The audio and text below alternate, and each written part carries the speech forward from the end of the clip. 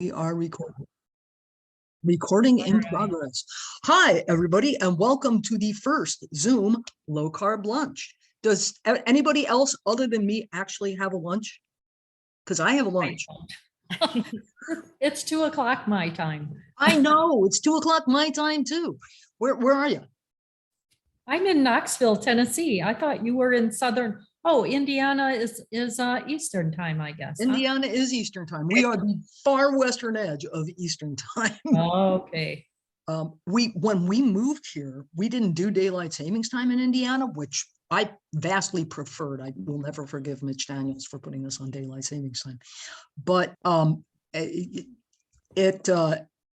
it meant that we were on Eastern time half the year and on Central time the other half of the year. But we're technically on Eastern time. Somebody had to draw a line somewhere, you know. Do you actually have daylight savings these days? Oh yes, for years now. Oh, I thought Indiana never changed.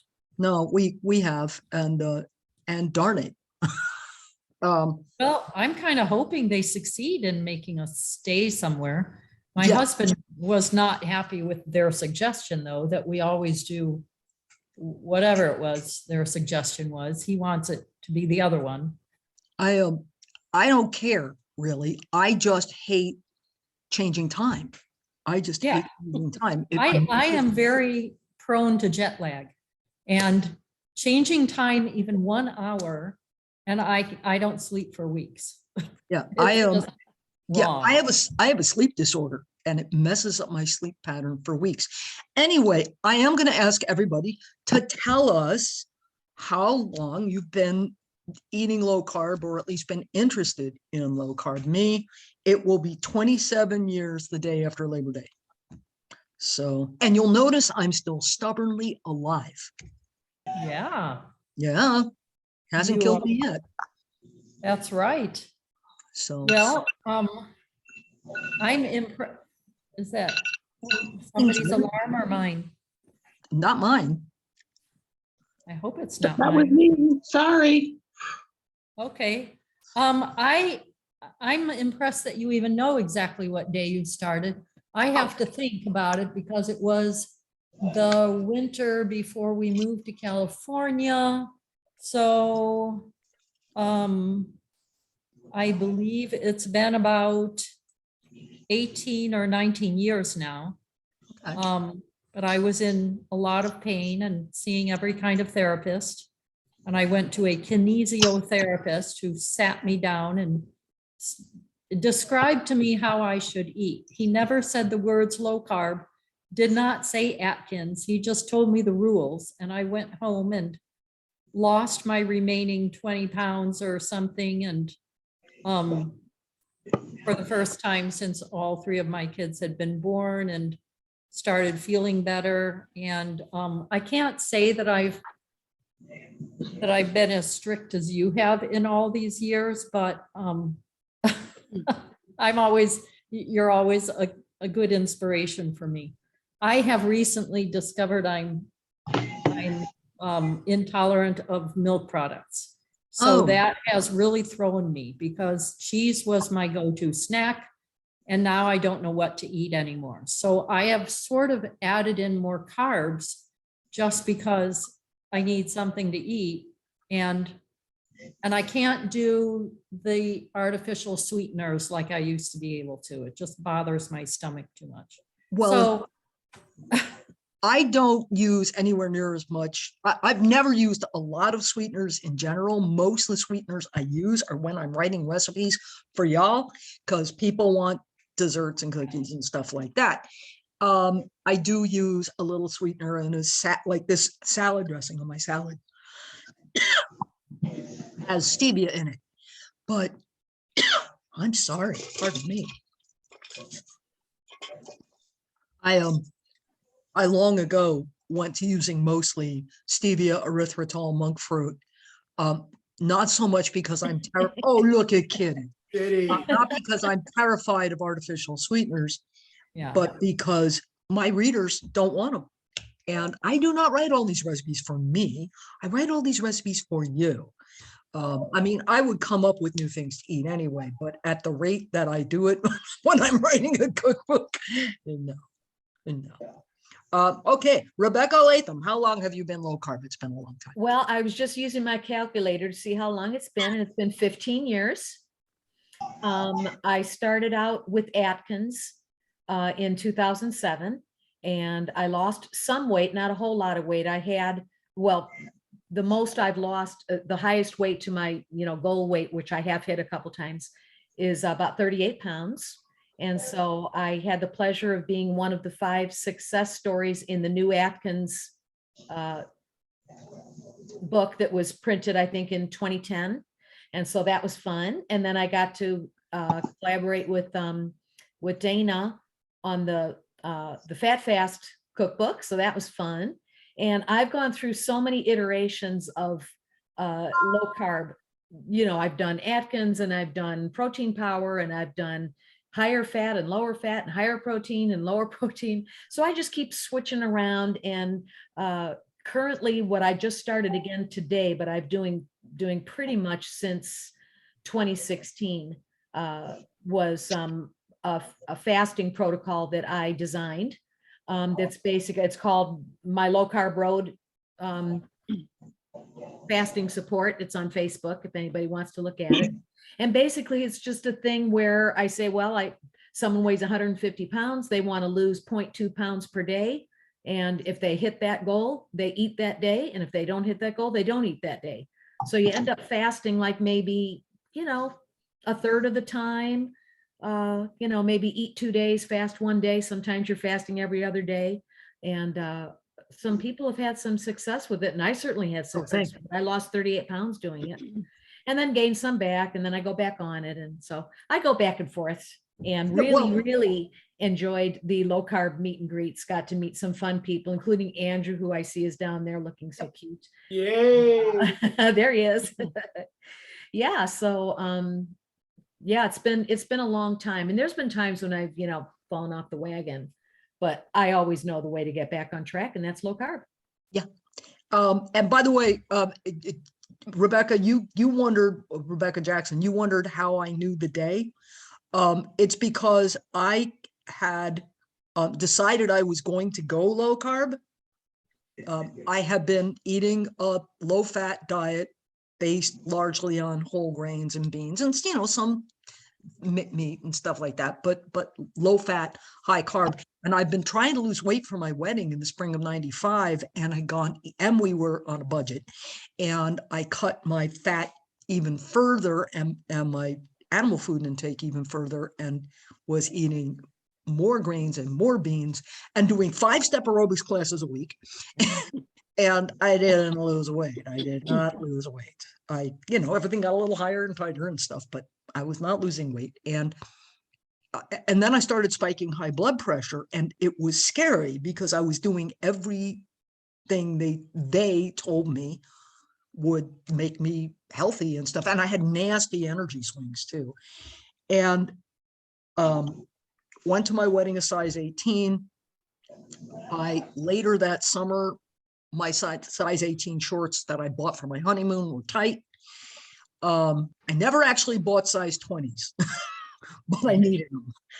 And anyway, we had gone to a used book sale, and I picked up a used nutrition book from, I think, 1952, and it had a line in it that jumped out at me. It said, obesity has nothing to do with how much you eat. It is instead a carbohydrate intolerance disorder. Wow. 1950. And a lot of you probably, because you're my age group, you probably remember when we were kids, everybody knew that if you wanted to lose weight, you gave up potato, spaghetti, bread, and sweets. Yep. That was standard wisdom. You give up potato, spaghetti, bread, and sweets. You eat steak and salad. And I was like, I might as well give it a try. But I already had a Labor Day barbecue planned, and I had already started cooking. I already had, potato salad with low-fat mayonnaise, of course, made, and all that stuff. So I was like, okay, the day after Labor Day, I'm doing this. So that's why I knew. Okay. Marilyn, how long you been doing this? Well, I've been doing low carb since 1972, thanks to Bobby. That's who I call Robert. That's what Robert Atkins is to me. So Bobby and I've been boyfriends and girlfriends since 1972. I was considered kind of an outcast because I was weird. But my mother-in-law and I did it together, and I wasn't chubby at the time. She lost maybe 10 pounds. She was a little petite thing, and life goes on. And then I got into my early 40s and good old menopause hit. I was working 60, 65 hours a week. I had kids, the whole thing. I knew what I should be eating, and I wasn't doing it because I became a master bread baker. I did all this stuff, enjoying my life. I never got really heavy until in February 8th, 2021, I got on the scale and I weighed 247 pounds. And it was like a dope slap because I knew I'd gotten heavy, but I was wearing my clothes, just kind of loose. And at that point, I said, enough is enough. I had picked up your first book. I think it was 1999 that you wrote it in, and at a used book sale. And I got that in 2010. So between you and Bobby, I have gone down close to 90 pounds. And I look at your recipes all the time. You give me help when I need it the most. Like if I have to do chicken one more time, I'm going to scream, but you helped me through that. And it was a revelation when I found your book, because you were saying the same things that Atkins had said all those years that everybody was poo-pooing. And I also know, and I also knew that all these fancy things that are out there now I appreciate keto, I appreciate all the macros, but it's down to the basics. You don't eat crap, you don't eat anything white, Right. you just eat the only things our bodies need. Cauliflower is white. I know, but it's still too carby for me. So the only thing our brains and our bodies really need is fat and protein, and fat and protein are my life. Now, my husband was diagnosed with Parkinson's 5 years ago. Sorry. And through listening to what was going on there, I've gotten him down to lots of fat, lots of protein, and dagnabbit, he's doing better. I think his energy is more, it won't cure his Parkinson's. I mean, I'm not a voodoo person, but it makes him feel better as he lives through our journey with Parkinson's. So I just want to let you know, girl, you've always been on my coffee table. I am happy to live on your coffee table. It makes me happy. You have been there, and it screams at me every now and then with the dope slap. Come on, girl. You got down to 80 pounds lost. Let's get down to 90. And I just picked you up again the other day with your slow cooker cookbook and put some stuff on because I'm out gardening and all that. But I'm 72 years old. And you have rescued or helped to rescue an older lady, menopause, lazy, not exercising. And you've been an inspiration to me all these years. You can't exercise your way out of a bad diet. Exercise is great. I am currently out of shape because of a series of things that have happened to me since in 2016. I was in fierce shape. I've been lifting for several years. I had been doing a lot of yoga. I broke this wrist twice in the first 6 months of 2016. It turns out the most dangerous thing I do is walk my pug. And I'm a pug owner too. Yay, pugs are the cutest. Anyway, and then I had surgery on this wrist, and I've had an appendectomy, and I've all these things that have kind of paid to the exercise, but I'm currently a size 12 instead of a size 20. But do you still look at yourself and think you're heavy? You know what I mean? Do I think I'm heavy? I think I'm out of shape, And you know what's really driving me crazy right now is I'm currently, about 135 pounds, and my arms, Yep. the skin on my arms is drooping. And I know the yeah, flaps. If we could just well, fly, and we'd be fine. and wrinkly and stuff. And I think part of it could be solved by getting more muscle to take up the room inside that skin. Yeah. Which Protein. means I need to go back to lifting. And protein, more protein. Well, except that my body is really good at gluconeogenesis, and indeed, even though I have never seen my HbA1c above 5.1, I do medicate to reduce my gluconeogenesis because I don't need my liver churning out all that sugar. Thank you very much. Right. So I have to kind of be, I'm not careful about how much protein I eat. And when I make myself eggs on a Sunday morning, I make 3, but Right. but on the other hand, I can't, I do eat, I eat vegetables pretty much at will, I like what you said, Marilyn, just don't eat crap. Does anybody else notice First and Women's World magazines at the checkout counter at the grocery store? They're tabloid size, and every week or month or how often they come out, they have a banner right across the middle, #1 spot on the cover that has that issue's, radical new secret to weight loss. It's amazing how quickly human evolution occurs because, every issue, it's a new fabulous secret to weight loss, often in direct contradiction to whatever they said in the last issue, but never mind. They have had Eric Westman on the cover, and I supplied the recipe for that issue. So, they get it right sometimes. But anyway, I've noticed that their secret to weight loss is never stop eating crap. It's never that simple. Debbie, how long you been eating low carb? Oh, sorry, I hear crows in my yard and they I can hear them too. I love them. So awesome. They're super smart, Well, I'll say this has been a journey that I've been on more than once, unfortunately. My first time that I went low carb was back in 1997. I mean, I'd seen the Atkins book, and I gotta confess, I hated it. When I read the Atkins book, he sounded like a snake oil salesman to me, and I didn't even want to have anything to do with it. But in 1997, I ran into a guy that I'd known for a few years who'd always been this little round butterball kind of a guy.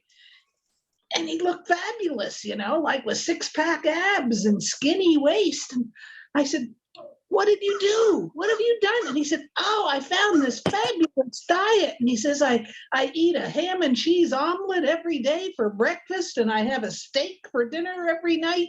And he said, it's this book called Protein Power.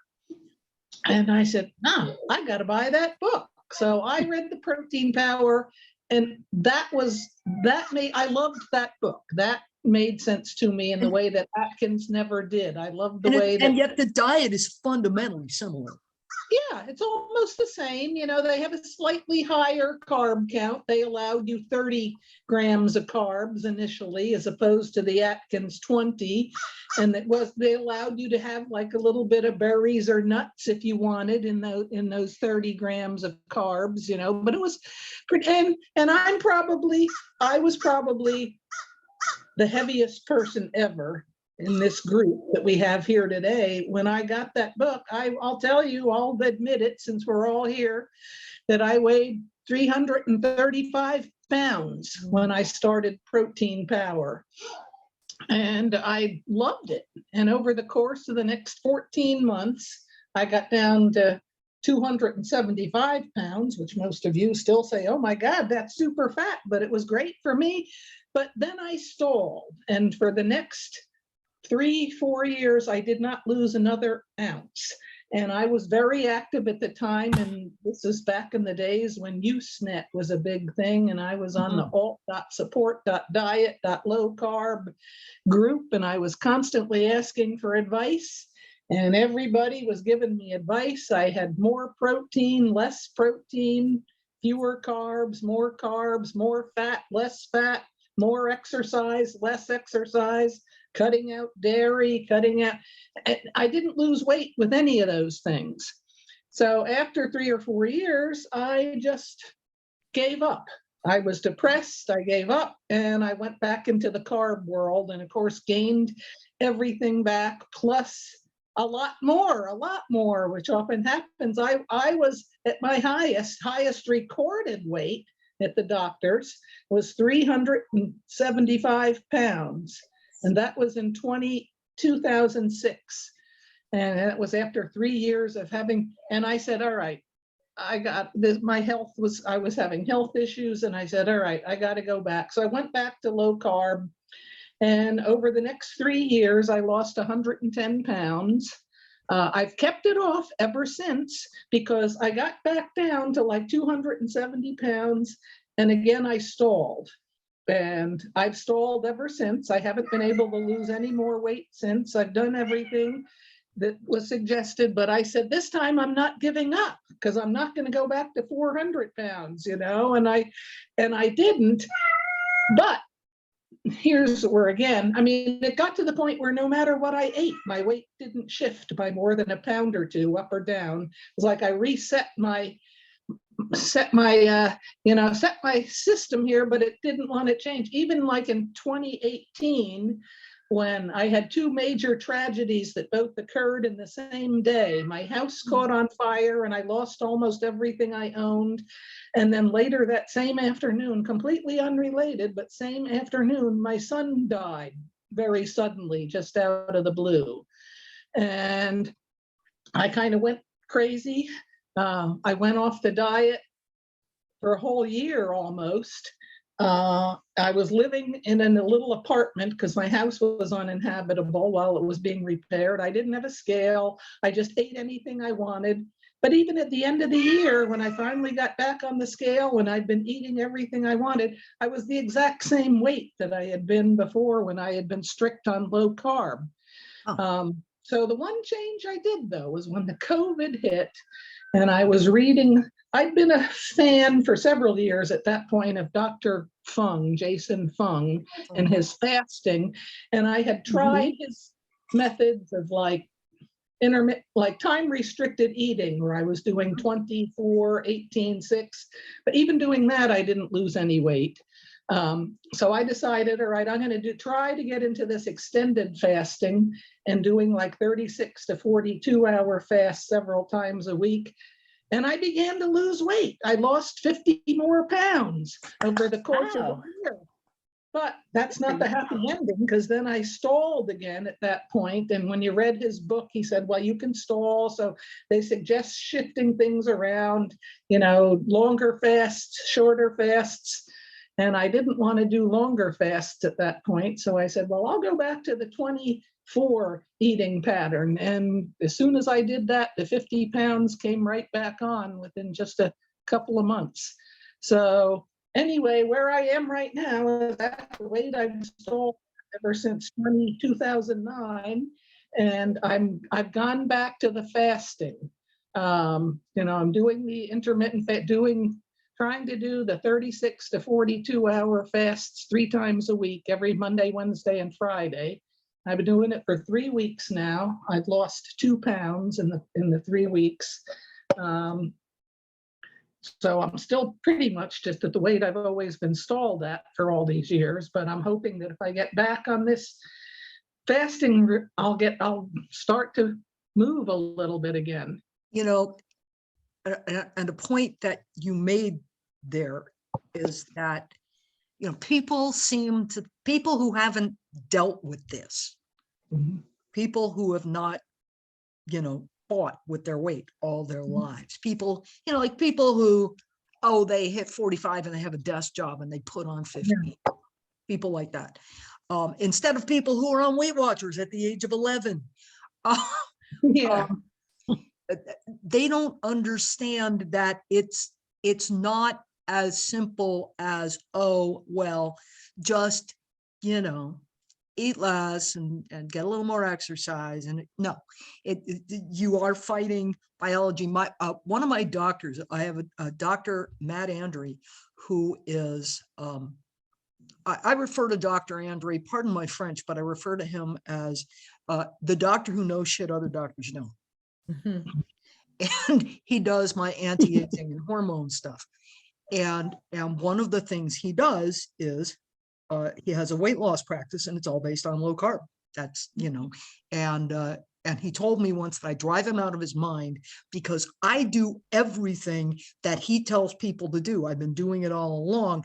That usually when people come in, they he puts them on a low carb diet, they lose a ton of weight, their blood pressure goes down, they feel hugely better, their arthritis clears, all that stuff, and they think he's a genius. With me, I've already been doing all that stuff. So when I have a problem, he's not sure what to do. But he told me that I think he said they have so far identified 186 genes whose function is to make you regain lost weight. Wow. Well, 186 genes. Your body is fighting you every damn step of the way because, of course, in the history of humankind, starving to death was a lot more common than dying of obesity. yeah. Well, I have a sister who's 6 feet tall, and most of her life she weighed about 122 pounds. I hate it already. And yeah, I mean, and yet talk about how messed up society is, that when she was in college, she went to some of the modeling agencies in New York City with the idea of becoming a model, and they told her she was too heavy. Yep. They said she could get down to 110 pounds to come back and talk to them, and maybe they'd look at her again. 6 feet tall. Well, at anyway, 6 feet she was tall. always getting on my case all my life about, you fat pig, why don't you just zip your pie hole kind of a thing. Okay, now I really do hate her. I was joking. Well, anyway, she got to menopause, and all of a sudden she started to gain weight. She's still skinny. I mean, she got to 150 pounds, and actually she looks better to me than she's ever looked in her life. She's got instead of looking like a concentration camp victim where you could count every knob in her backbone, she now looks really great. But she can't lose it. She hates it. I mean, she says, I can't do it no matter what I do. I can't lose this weight I gained. And she joined Weight Watchers. I said, these Weight Watchers people must have been pissed to see this skinny lady wanting to lose weight, But, I want to see the butt. There it is. Oh, lovely. I'm waiting for my cat Squeaky to show up. My But cat is anyway, out of the way. finally understands after all these years, she finally understands what I've been fighting all these years, so. It's not as easy as skinny people think. Well, and the other thing that I have had to learn, and Andrew just is publishing an article that I wrote about this, and that is we have to, even though whether you're a praying person or not, I think there's a lesson to be learned from Alcoholics Anonymous serenity prayer, because we have to have the courage to change the things we can, and the serenity to accept the things we can't. And for me, and I say this in the article, for me, one of the things that I have had to accept is that it doesn't matter how much weight I lose. I'm built like a fire hydrant.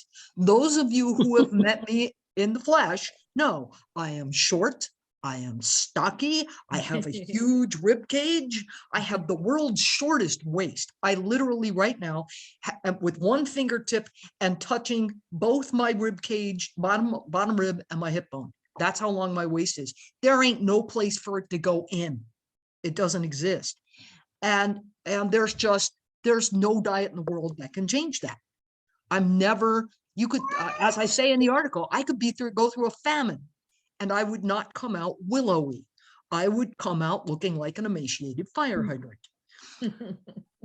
and that stuff you cannot change. I'm not going to put TMBIM on the spot because sometimes he eats low carb and sometimes he doesn't. Because, he runs an office. He's a local public official. Hi, Mr. Recorder. And he, they have pizza day at the office, stuff like that. But mostly he eats low carb. But darling, do you want to talk? Apparently not. I'm sorry, what? I asked if you wanted to talk, but I understand if you don't, you're at the office. Oh, no, I'm at the office. I'm double tasking here. Okay, that's cool. Never mind. Marilyn, you want to tell us about your low carbing? Hold on. Whoops, can you hear me? Yes. Yeah. My low carbing, I think I'm a basics girl. Our bodies don't need all the carbs that unfortunately came into existence as I was a child in the 50s, processed foods. And I think processed foods are everyone's downfall. I was raised in a house where we had meat, potatoes, and a vegetable every night. We didn't have sweets, pies, or anything like that, except on holidays. We lived far enough from town so I couldn't bike in and buy sodas or candy bars. And I was skinny mini meatball eyes until I was probably 25. And then I put a few pounds on. I came to realize, I knew this all along. It was just implementing it. Get rid of anything that wasn't there before I was a child in the 50s. Because that's when the obesity epidemic started happening, when all the processed sugar, Twinkies, etc., came along. And I realized quite early on that was not the way we should be eating, based on the millennia of man's evolution, that we only needed, real food to exist. Now, granted, I do have a glass of whiskey every night at 5 with my husband, but the only thing in it is ice cubes, and it's just one little splash of whiskey. So I do have a little bit of alcohol once a day, but it has not stalled me, only because I think my engine is so good at burning everything that it doesn't need right now. I have stalled. There's been like a month and a half where I haven't lost an ounce no matter what I did. And then all of a sudden the little genies appear and start taking away my hips. Whoosh fairy. We call that the whoosh fairy. The whoosh fairy. Well, I don't get a whoosh, I get a trickle. Okay. But, it's enough to make me happy. But, like I said, I was never heavy until about menopause. And I've lost everything. I've got the flappy skin. I look down at my arms, my legs, the hiney you can see, and it's ripply. And I know those are just, what makes me feel good about it is I know that those are empty fat cells. That every time I see my skin puckering, that means there's not fat under that skin that's making it nice and plump and shiny. So it doesn't bother me that I've got crinkly this and crinkly that. I didn't have a wrinkle on my face when I was 247 pounds. 18 months later, I've got wrinkles, but I think my skin is it's starting to settle. And so I think some of the wrinkles are going away, but I just am a basics girl. You eat your meat, you eat your good fats, you eat your good low carb veggies. I'm a big spinach girl. I'm a big broccoli girl, asparagus. And I eat seasonally. Asparagus isn't season. So we're ODing on asparagus right now. And I grow sprouts. So, and microgreens. So in the winter, my vegetables are my sprouts and my microgreens. So I'm eating basic food. Anything that was manufactured after 1950 is gone. I don't have, my blood work is great. My blood pressure is great, but I can also give some of that to my ancestors because they ate like that. And, back in the 1723, I had a great grandmother of some kind. She died 91. My father's 94 and he's still out there as a master gardener living on his own, cooking chickens every night. So But I think the influence from them is it. It's not necessarily the genes. It's what you were influenced by. I think it's So- both. I think it's both. It probably is. And I have such mixed up genes. I really do. My Oh. three of my four grandparents died of cancer. Ouch. Different kinds of cancer, which is better than them all dying of the same kind of cancer. But That's true. But neither of my grandmothers made it made it to my age. My grandma Ferris, my mother's mother, was dead at 61. Now she died of non-Hodgkin's lymphoma, which is now very, very curable. Grandma Carpenter died when I was an infant of cervical cancer, and because she was too shy and modest to go get a pap smear. This does not apply to me. Grandpa Ferris died of bladder cancer, but it probably started elsewhere because the man smoked like a chimney until he did quit, but he'd been smoking for so long. Grandpa Carpenter dropped dead of a heart attack at the age of 58 on the streets of New York. Grandpa heart attack smoked 3 packs a day, and as a result of that cough, also drank a bottle of codeine cough syrup a day. I do not have, I do not have these habits. I'm pretty sure from that, having never met Grandpa Carpenter, because he died when my dad was 18, I have a feeling Grandpa had ADD, because I have ADD, and I know we are hideously prone to every form of addiction. Yeah, Grandpa, and cigarettes are actually a very powerful treatment for ADD. It works. It'll kill you, but it works. So yeah. I'm lucky I quit. I quit at 22. I smoked from just after my 15th birthday till just before my 23rd. So along with stealing to get sugar as a kid and drinking 12 to 18 cans of Tab a day, and all these other things. Oh, Tab, yeah, that was my Remember dream. Tab? Yeah, Tab.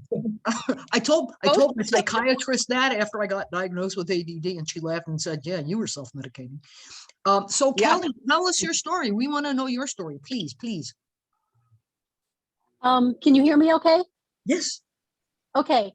I just now figured out how to make my face show up on the screen. So It's a little I camera started on the screen. in January of 1981. I'm not sure of the exact date, but it was in January of 1981. You've been doing this long. It was around the time that I met my husband, who I married later that year. And a friend of mine at work had lost a lot of weight, and I asked her how she had done it. And and she said, "Oh, there's this great book, but from Dr. Atkins." So she gave it to me. So I went and bought it at Target or whatever kind of place that was, and I sat down and I read almost the entire thing right then. And I thought, well, this sounds great. I should try it, because I was always fighting some weight. And I tried it, and I lost 30 pounds in about 30 days. Of course, I was like 22 then. Yeah. So you lose a lot of weight then. And in the meantime, I met my husband, and then we got married in August of 1981. So we've been married for almost 41 years now. And I was definitely into Dr. Atkins very much. When we got married, there was a lot of things going on that made you think that low carb is bad, because people were criticizing it very much.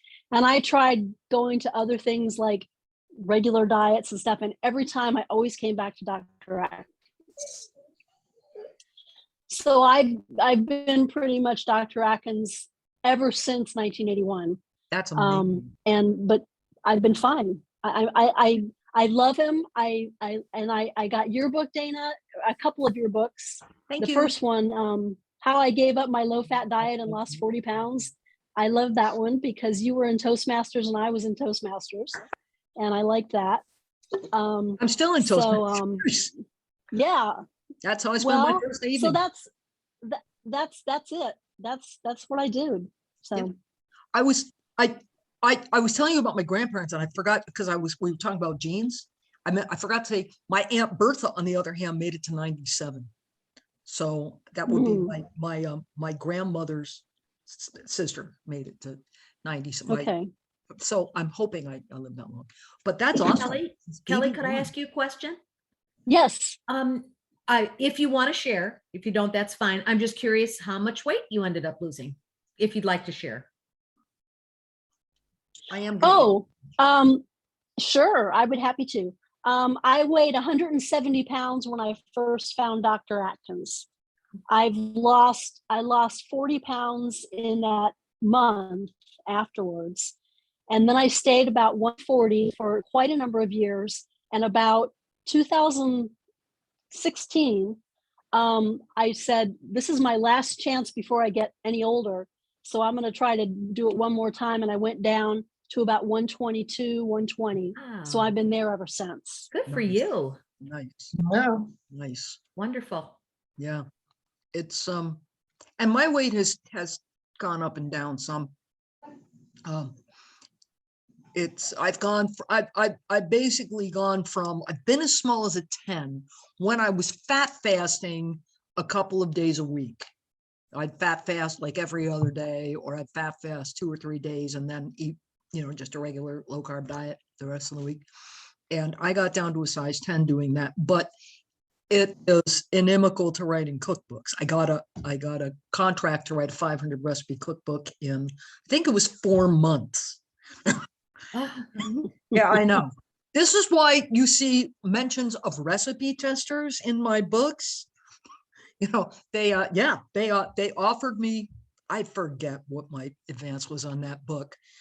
And they said, yeah, we want 500 recipes in 4 months. And I was like, okay, first of all, you're paying me twice as much. And second of all, you're giving me a budget for recipe testers. And I ended up bargaining away most of the extra advance to get the budget for recipe testers. And because I can come up with ideas way faster than I can cook and eat them. The hardest part of my job is not coming up with ideas. That's easy. Quite a lot of what I do is I look at other people's recipes and go, that's an interesting flavor combination. Maybe I could make that into a salad. Or, maybe I could make that into an omelet, or, something like that. Or that sounds good, but I'm going to have to use shirataki. It's really not that hard coming up with the recipes. It's not all the grocery shopping or even all the damn dishwashing. It's eating all that food with 2 people in the house. Andrew, hello, Andrew. Are you going to talk? Tell people about low carbing, please. Yeah, I'm going thanks. to eat some of this salad. There you go. Go for it. Yeah, I've been low carbing for 23 years now, and I'm so happy to do it. Now I am more into a 16/8 fast on a day-to-day basis. With during those 8 hours, I'm low carbing, of course, and I'm actually, the fasting has been the easiest thing I've done in my life, and I'm going to start working towards a 24 fast schedule, 20 hours fasting and 4 eating window. Loving it. So of course I've been into the low carb for a long time. I had the online store, CarbSmart.com. I had physical stores and all that fun stuff. And when I say fun stuff, I'm joking. So being an online retailer wasn't as much fun as I thought it was going to be. And of course, Dana and I now publish cookbooks, and we have the website that we publish recipes, and her Serenity Prayer will be going up today. And that's the fun thing now, is helping other people be successful, and being able to be friends with Dana, and of course, Rebecca Latham, and of course, Debbie, and everybody else that I get to be friends with in this fun time. So The community is amazing. it's amazing. Yeah. It's amazing. I missed the low carb cruise so badly. I would have loved to have gone this year, but I'm still not feeling safe about getting on a floating petri dish. I agree. I'm hoping to go they- next year. Are they still going on? Because for some They- reason They haven't just seen got it. back. They just got back. They did I have to have- take a break. I'm not up for doing that either right now. It worries me. Oh, some of you didn't see this, by the way. This is the salad that I posted the recipe for. It's now, I Oh, some of it yum. So it doesn't look as pretty as it did when I put it on the plate. But it's Beautiful to me. This is one of my fasting days, so I'm not eating any the salad. but- recipe's up at Facebook. Yeah. I'm fasting today too, so I've got my coffee. Today I'm back on my fast, back on my program, so today's a fast day, but that salad looks really good. Yeah. I'm not fasting. I could eat it. It's, I stopped fasting. I decided that I am too addictive and too close to being able to be an eating disordered person. So oh, I have put my scale away. I have not weighed myself regularly now for over a year. yeah, I And know. well, I weighed myself every day for like 60 years. So this has been monumental for me to give it Great. up. And I believe I hit a high last year and I'm down probably 15 or so pounds. And I might have stopped losing, but I don't even want to look and find out. I look at my face every morning, and if I can see my neck, then I'm satisfied. I know I would like to lose some more, but I'm not willing to rock the boat. I'm trying to learn to listen to my body, and I've had to, like I said, I've had to stop dairy products. It's hard. I'm not able to follow all the same bloggers I was following before, because everything they put in all their recipes is cream and butter and cheese. And some of the ones that I've started following since then aren't as low carb. So, and I could follow the carnivore people, but if I try to be carnivore, that's too restrictive for me. And then I get neurotic and start binging. And my daughter has just decided to go vegan, and I'm trying to keep my mouth shut. And, Oh, gosh. and that's Good luck really with hard. that. And I just flew to visit her. She lives in the Netherlands, so it's an 8.5-hour flight, and they give you 2 meals. And I called them and said, I have to be non-dairy. Well, their only non-dairy option is vegan. So it's rice and beans, and Oh, geez. beans are not agreeing with me these days. So then I'm in pain the whole day. And it's, I wonder if there's a kosher selection that wouldn't have the dairy in it. Because if it had any oh, kind you're of right. meat, they wouldn't be able, That's- I don't know. That would be interesting. Well, the That's thing warm. I probably mentioned to you, I don't know if you remember, but I've started to get into canning stuff. Mhm. So Yeah, I've you been did. learning how to can meat. And we just moved to Tennessee, and I'm growing a lot of vegetables, and I've ordered a freeze dryer. And my dream is to invent cool meals that can be freeze dried, that I can then just ask the flight attendant to pour a little hot water into it and have it turn into something good. So that's kind of my, I You like fly to more cook. than I do. I would never do that just because I don't fly anywhere near enough to need that. Well, I haven't flown much in 3 years. This is the first time I visited my Yeah. daughter in Yeah. 3 years. Oh, yeah. And, but we had been visiting them twice a year, and we've got other relatives all over the country, and my husband's mother lives very far away, so we have to fly to visit her, and we haven't been there in 3 years. And I'm not sure when we're going to be able to go there, because we have different Well, I have restrictions. 96 and probably won't any time that I can see in the future. So that wouldn't be an issue for me. Yeah. We went to California for Christmas this past year. My sister lives in San Diego, and so we spent Christmas there. And it was my first time flying since the pandemic. I flew right before the pandemic. We went to my sister's for Christmas 19, and then like a month and a half later, it's like, oh my God, people. And I was like, and I've been on a plane, but this was the first time I'd flown since. And I got to tell you, I was really on edge. I was scared to death. Being in packed airports, being on packed, planes had not a single empty seat. And of course I was masked, except when we were eating in the restaurants and in the airports. But oh boy, I was a bundle of nerves. It scared the heck out of me. And I was boosted and everything, but it scares me. I got interested in nutrition at the age of 19. I went low carb at 36, but at 19, I read my first nutrition book and dumped sugar and white flour overnight. And within 3 days, it was like I'd gone from living in black and white to color. And I have not spent over 40 years taking as good care of myself as I can to get stupid about a virus. I'm not going there. I'm not going there. And anyway, it sounds like a really unpleasant way to die.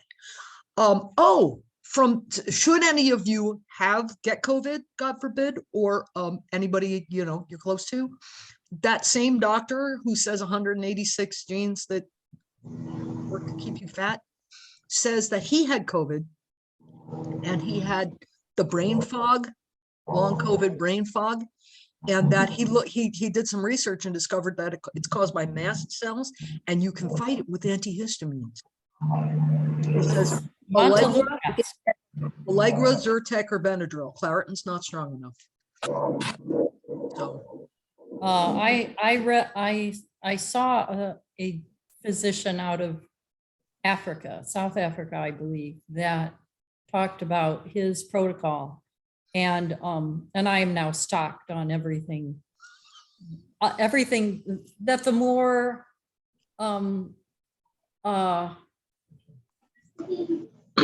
there were several physicians that I've been following, and I'm stocked on everything they have suggested. And I've found a doctor here in Eastern Tennessee that I call my COVID doctor, because she's so busy only handling COVID that she doesn't do primary care anymore. But she was happy to prescribe for us all the things we wanted to do that happened to go along with her philosophy also. Mm-hmm. So we're taking preventatives, and we are stocked on the things we might need if we were to get it. The other thing Dr. Andre says is blood thinners, either aspirin or fish oil, because quite a lot of the damages. I'm sorry, Marilyn, you started to say something. She looks like it's okay. It's okay. I was just, there's so many medical things out there that we just all try to do the best thing for us at the moment. And, you could go down the rabbit hole with all the stuff out there. Oh, yeah, absolutely. So, I try to, yeah. Yeah. It's just another illustration of may you live in interesting times.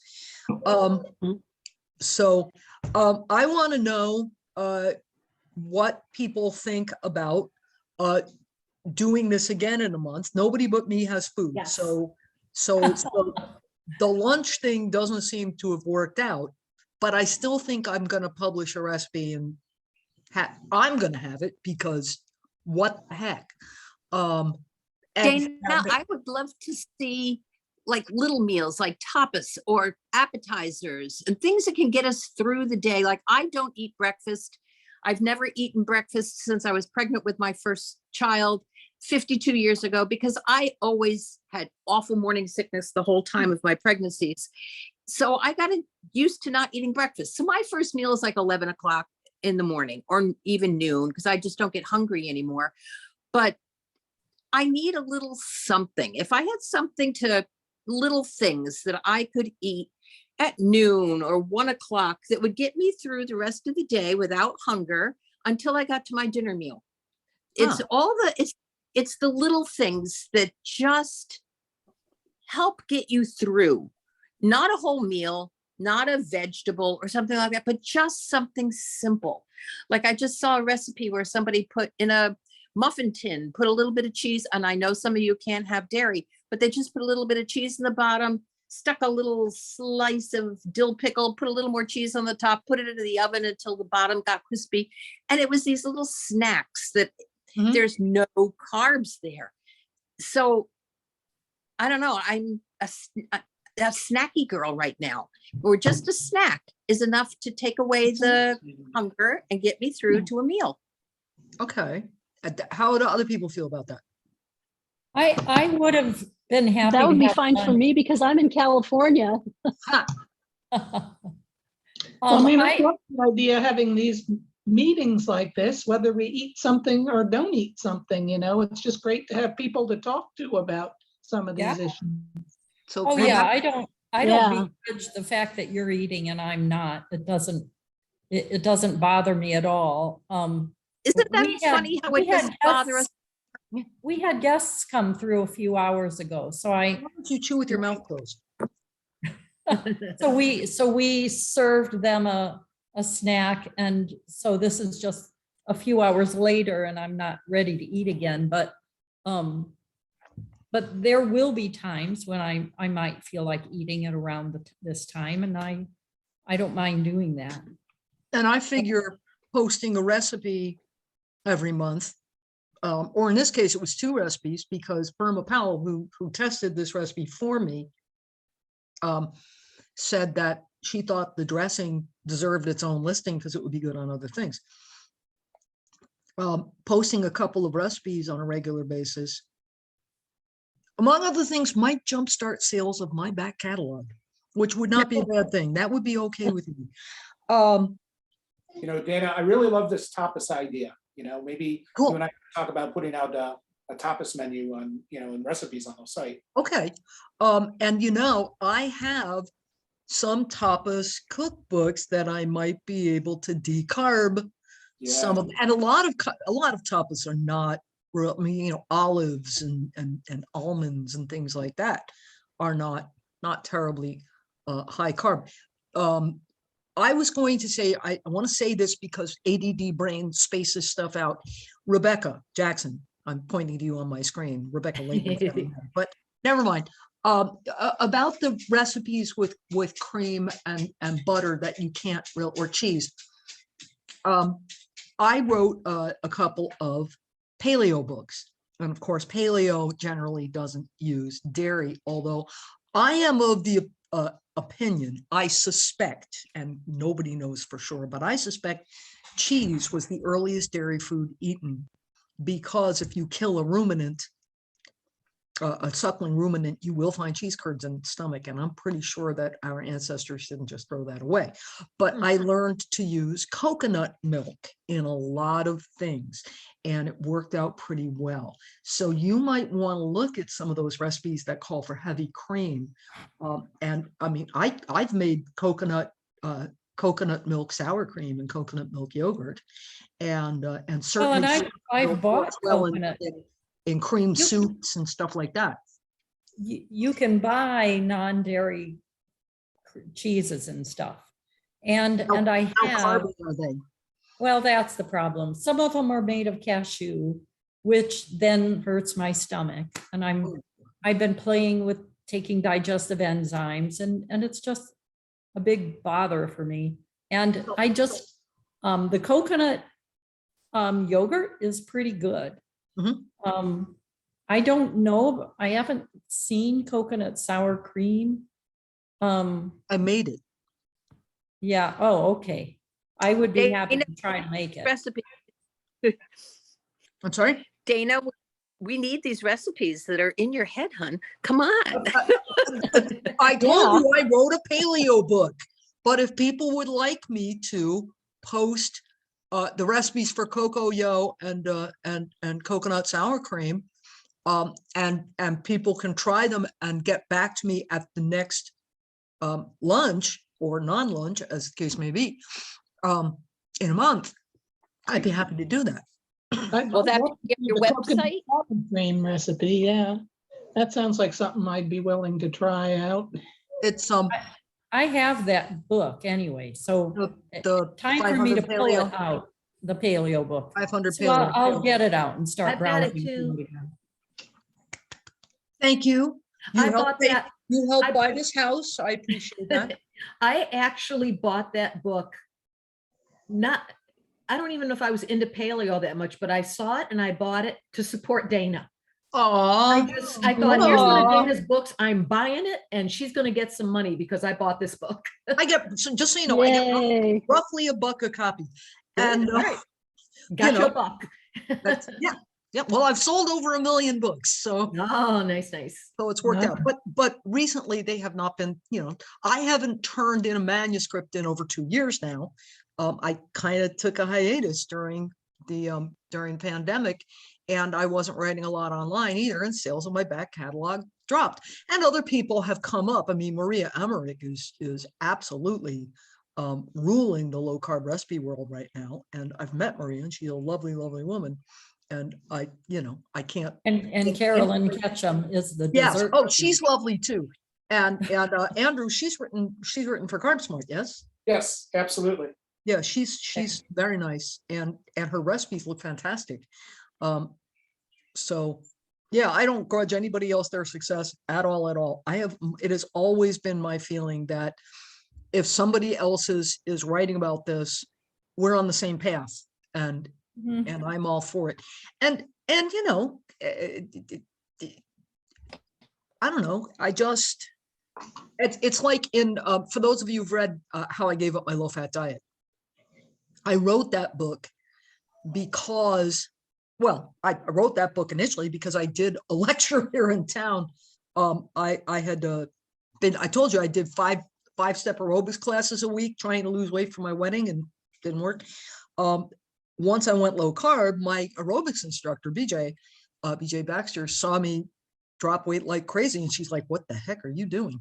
And I told her, and she was by then a part owner of a gym. And she asked me if I would come and teach class on doing low carb. And to get people interested, I did an hour-long lecture called How I Gave Up My Low Fat Diet and Lost 40 Pounds. And the local, I was putting an ad on the local, what do you call it? Cable access station. And the director of the station was walking through as I was talking about it. And he said, that sounds interesting. Do you mind if we send a camera? Well, see the part about Dana's a Toastmaster. I'm not afraid of cameras. Cameras don't scare me. So I was like, sure, why not? Next thing I know, I'm the most popular show in Bloomington, Indiana cable access history. Huh. And getting recognized every single time I walked out of the house. It's sometimes at the most inopportune moment, but people had so many questions. And at that point, the only books on the market that I could find were Atkins Protein Power and Carbohydrate Addicts Diet by Hellers, which seems to have pretty much vanished. And they all had a couple of things in common that I didn't really dig. I mean, I read them all, and I appreciated them all and learned stuff from all of them, but they tended to be woefully technical. I remember that in Protein Power, I actually found the word delta 60 saturase. And I'm pretty sure that nobody but big geeks like me want to know from delta 60 saturase. That's not most people's thing. But also, they all said, this is the right way to do it. All the other ways, no, this is the right way. And I was on a listserv. You remember listservs, a low carb listserv. And I was hearing from people every day who had lost a ton of weight and improved their health and never had a bad day on the Carbohydrate Addicts Diet. Carbohydrate Addicts Diet sucked for me. Yeah, me sucked too. for me. It It was brought back horrible. all my addiction demons, and my weight loss stopped, and I found myself falling. I finally fell asleep one night in front of dinner party company from the carb coma. Yeah. You have your face And I in the was- mashed potatoes. You just So went Dana- right down into the plate. Is that the one where you get to eat carbs during 1 hour of the Yes. day? Yes. Because that was the first mention I ever saw about carbs. And Hmm. I did lose weight on that diet, but Hmm. then I started figuring out how to cheat by just stuffing all my carbs that I wanted all into 1 hour. Oh, sure, of course, of course. And I would I buy- was starting I would my hour buy- by scarfing a couple of cookies, Oh, I would scarf like a quarter of a box of chocolates. I Yeah. was going through a 3-pound box of chocolates in less than a week Yikes. because I stuffed, I am a sugar addict. Mhm. Yeah, And- I used to lift 5s and 10s out of my parents' wallets to support my sugar habit. And we're talking 5s and 10s in 1971, $72. Oh, yeah. Dana, lot of I money. think the best thing about your recipes is you make them approachable for the average person who's just trying to lose weight. You don't have to buy all these protein powders. You don't have to buy xanthan gum. I mean, I know some of your I stuff do- has I xanthan do, gum. yeah. I like that, but you don't have to buy all these exotic things that cost you $200 a week to try to eat low carb when it's right there in front of you at the store. And Yeah. your recipes and your approach, I don't want to say it's for the common man. I think it's for the uncommon person who is just bright enough to figure this out. And I appreciate the fact that, okay, do this and this will happen. Don't add all kinds of crap and fancy breads. Okay, bread. Why are we making low carb breads when bread got us here in the first place? I don't, Just Yeah. I am actually planning to do a low carb, a YouTube channel where I test products that are labeled keto or low carb. Perfect. And give my reaction to them, read the labels, but take my blood sugar before, and then an hour later come back and take my blood sugar again. And Perfect. I'm also I have a ketonics breath ketometer now. It's an old ketonics, and I should see if I can get a newer one. But I'm not sure whether the ketone levels respond in an hour. But anyway, I think that would be useful. But overall, I eat almost no. I don't eat protein bars. I don't eat low carb breads. I occasionally have made low carb bread myself. Andrew, how many times have I asked you if I could reprint the recipe for coconut flax bread? 6,000, Yeah, roughly. maybe, right. Probably, Yeah. probably my best low carb and gluten-free bread recipe. Because so many of the low carb breads on the market are not gluten-free, and I gave up gluten Right. back when protein, when the wheat. Their main ingredient is vital wheat gluten. Yeah. Yeah. And, but that's the way you used to cook Before I in the went low early days. Yeah, well, and my first cookbook, 500 Low Carb, has recipes in it for low carb breads that do include vital wheat gluten, because I had not yet gotten smart about gluten. But interestingly, those are also the recipes that people have had the most trouble with. I wouldn't have published them if they hadn't all worked well for me, but it kind of seems to be kind of 50-50 whether they'll rise for other people or not. Anyway, guys, it's now 3:05, and we could keep talking forever, but y'all probably have lives, and I should probably eat the rest of this food and then take my dogs out, because they've Dana? been very good dogs. Dana, one thing that I would love to talk about at a future time, maybe would be a good topic that people might be interested in, is there's so many different opinions about, like you said a minute ago, the thing about, well, each one of those books said mine is the only way to do it. All the other ones are wrong. I have gone through always low carb, but so many iterations Yeah. of different low carbs. And I have had people say that protein is the devil, low carb, but no protein, hardly any protein or hardly any fat. And currently I was trying to do Maria and I'm just not having any success with it. And I've tried doing, optimal ketogenic living, and sometimes I have success and sometimes I don't. And it seems like all of these people are all saying my way is the only way.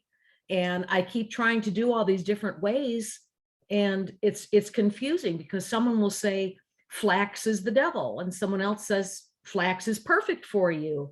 Or, I would love to have a discussion at some point about all these different versions and what's working for people and what's not, and how we can integrate these different things without, you know what I mean? I do know exactly what you mean. And that is, again, why I wrote that first book, is because it was my experience that different things were working for different people. And, for instance, anybody else remember the zone diet? Oh, I did that. Yeah. It did not work. I tried it for 30 seconds and I gained weight. And in my experience, and I said this in the book, that the zone works for people, the kind of people who have just who are always athletic and trim in their youth and have just put on a few pounds now that they're 45 and have a desk job. Those people tend to do well with the zone. But for those of us who have been fat since we were little, no, doesn't work. Or at least it didn't for many of us. But I have always been of the opinion that any diet, the gist of which is you have to be extremely careful about your carbohydrate intake, is a diet that I just saw what my husband posted, is a diet that I'm willing to give a serious look at, because, I may not try it. I just basically eat animal food and nuts and seeds and vegetables and a little bit of fruit and dairy and eggs. And that's pretty much it. And I don't count. Somebody asked me the other day, well, how many grams of carb do you eat a day? And I'm like, I don't know. If I'm doing some specific program, if I'm doing a fat fast, I'm counting for sure. I'm counting carefully, but for the most part, I just don't eat crap. Anyway, I love you all with a love unspeakable. You my people. It's true. We love you too, Dana. Yay. And everybody have a lovely afternoon. Andrew, you and I need to talk sometime soon. Yeah, absolutely. Make some plans. You got it. Okay. And everybody go check out CarbSmart, because that's where I'm writing these days. Okay. Okay. Great to see everybody. See you in a month. First Wednesday of the month. Unless it's the first Wednesday of the month, 4th of July. I don't even know. Let me look at my calendar here. Yeah, let's look at the calendar. Today is actually my sister's birthday. No, the first Wednesday is the 6th. Okay, that works. I have July 6th. Yeah, so do I. So July 6th, 2:00 Eastern time. And Will you send an email every time? yeah, you bet. Okay, so I'll just wait for the And email. I'll just keep you all on the list. If you decide, you hate this and you don't want to get notifications anymore, let me know. But, and I'm hoping we get some more people, although this size group is a really nice size. But on the other hand, nice people are nice people. Yeah, and if a couple people don't make it, then the group might feel too small. Yeah, So yeah, there are optimum sizes for these things. I was worried that it was going to be a whole lot of people and that I would feel like I was just sitting and not talking. So I do like this size group, and it's fun to get to know everybody. But a few more would be fine too, I think, but we don't get a big group, too big a group, because then nobody gets to really say much of anything. Yeah, my Toastmasters club has been on Zoom because of the plague, although we're now on hybrid meetings, which is awesome. We're going to stay hybrid because in the meanwhile, some of our members have moved and they've been attending the meeting by Zoom, and we want them. We have a woman who comes to our Toastmasters meeting every week from Japan. Wow. She's coming at 7. We're meeting at 6 p.m. She's showing up at 7 a.m. And more power to her, because I don't do that stuff. But yeah, it seems to me the biggest you can get and not be really unwieldy is like somewhere in the 20-ish number of people. So anyway, again, love y'all. Did I actually say y'all? I'm from New Jersey. I heard it. Yeah. Well, I could say use guys. That's New Jersey for y'all. No, y'all is fine. I'm a Southerner now that Yeah. I've moved to Tennessee. Where'd you grow up? There now too. Northern Illinois, Okay. St. Charles. Okay. Most of my life in New Jersey. I'm now a Southerner too for the last 12 years. Where know- are you, Debbie? I'm in Florida, North Ah. Florida. Where everyone says North Florida is really South Georgia. Yeah. Well, it is true that North Florida, my father-in-law lives on what they call the Redneck Riviera, Lillian, Alabama. And so he has to drive into Florida for groceries. And I think that area is more southern than, say, Key West. I've been to Key West. Oh, yeah. Oh, that's what they say. They say North Florida is South Georgia, but South Florida is South New York. Yeah. You know, I was going to say South Florida is more like a suburb of New York City now. yeah. But, but it is true, linguistically interesting, that languages seem to want a plural second person. You know, Spanish has ustedes or vosotros. And we've not having one, we've invented one. We've invented one. y'all. You used to be plural. Thou was singular. That's where the thee and thou thing came in. They were singular, and you was plural, and we've dropped the thee and thou. So now it's you, But Dana, y'all, use guys, or yuns.